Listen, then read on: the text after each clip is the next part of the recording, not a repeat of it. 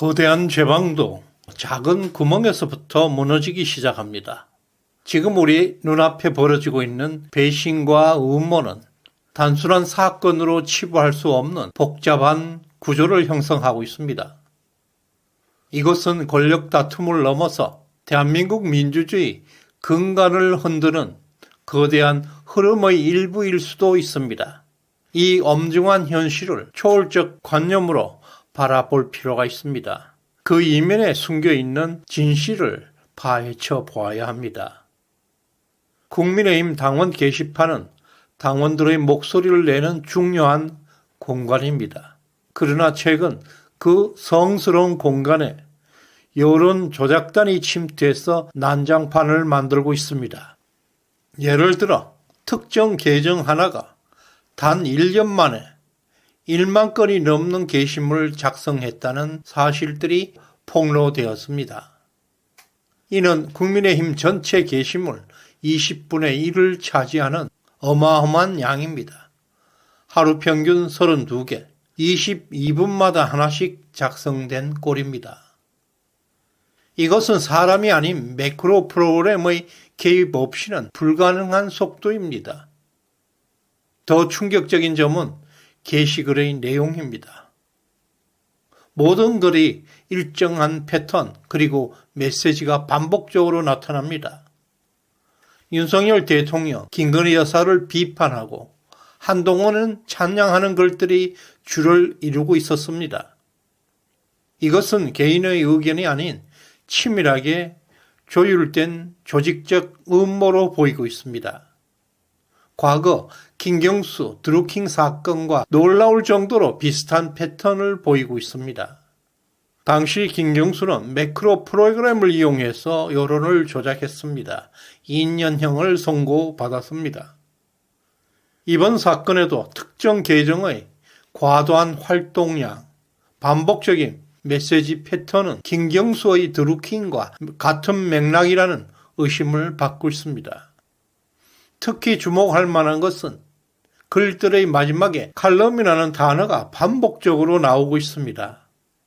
이것은 2017년에 김어준의 옵션 열기 사건에서 매크로 프로그램 사용의 증거로 제시되었던 그 상황과 유사합니다. 특정 단어가 기계적으로 반복되는 것은 인간이 아니라 기계가 남긴 흔적으로 보입니다.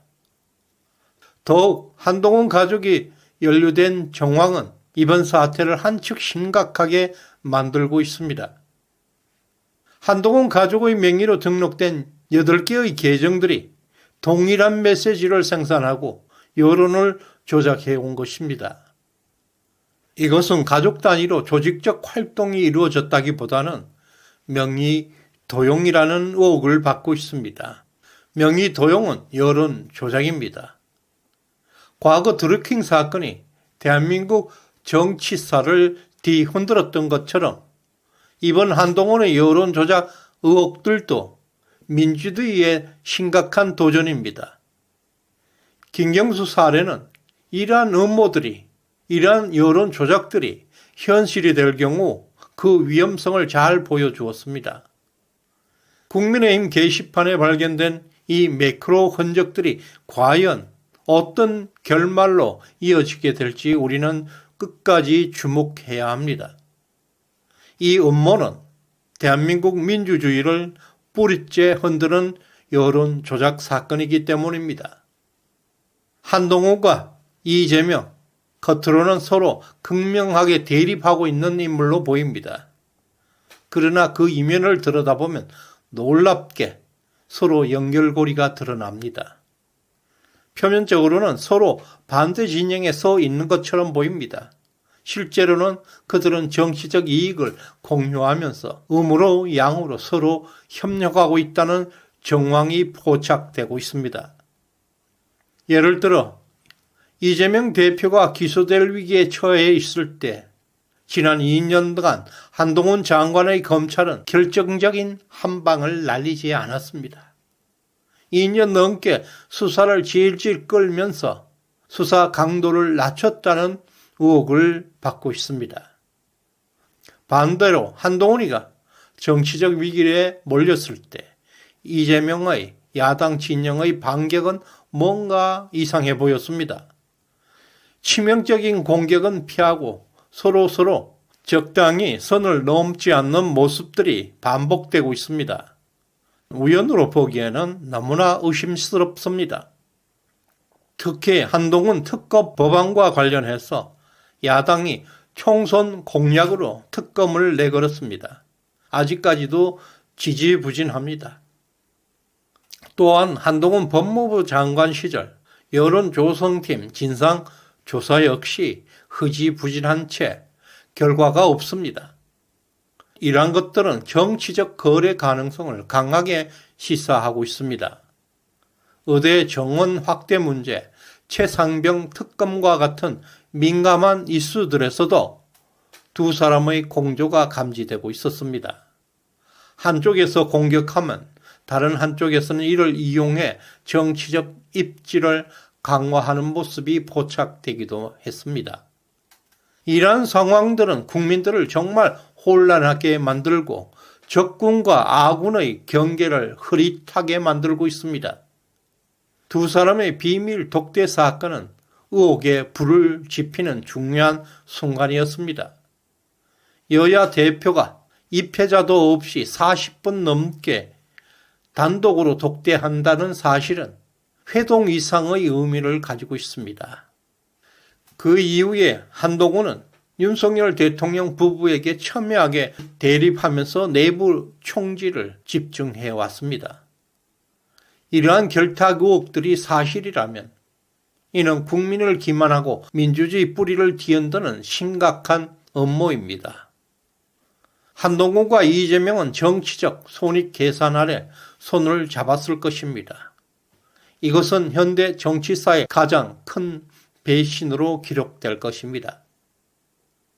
그리고 한동훈과 이재명은 공통의 사법 리스크 속에서 방탄이라는 서로 이해관계에서 탄핵과 권력 야욕을 동시에 노리고 있습니다. 이러한 한동훈과 이재명의 일련의 행동들은 바로 윤석열 대통령의 탄핵이라는 공동의 목표를 공유하고 있습니다.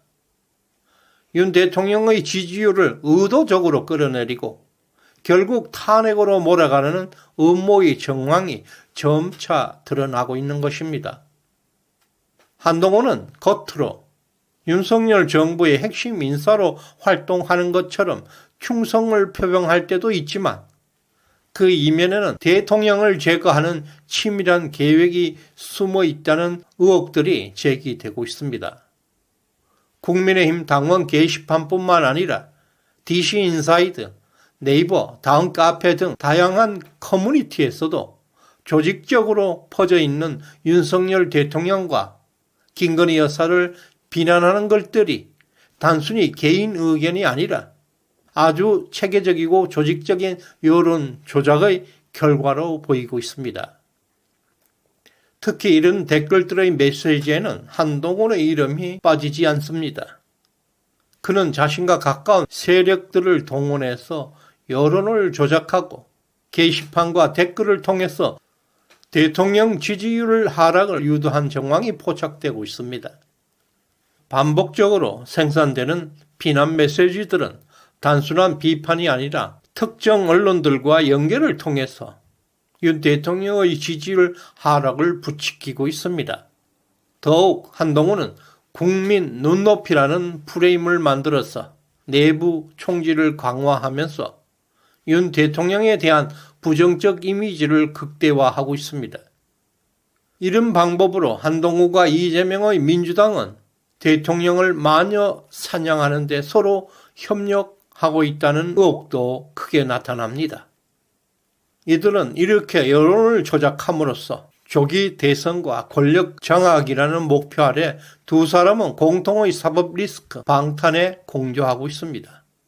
이러한 음모들이 사실이든 아니든 간에 그 자체로 우리 공동체에 갈등과 깊은 상처를 남긴다는 점을 명심해야 합니다. 결코 우리는 배신과 야합을 용서하지 않을 것입니다.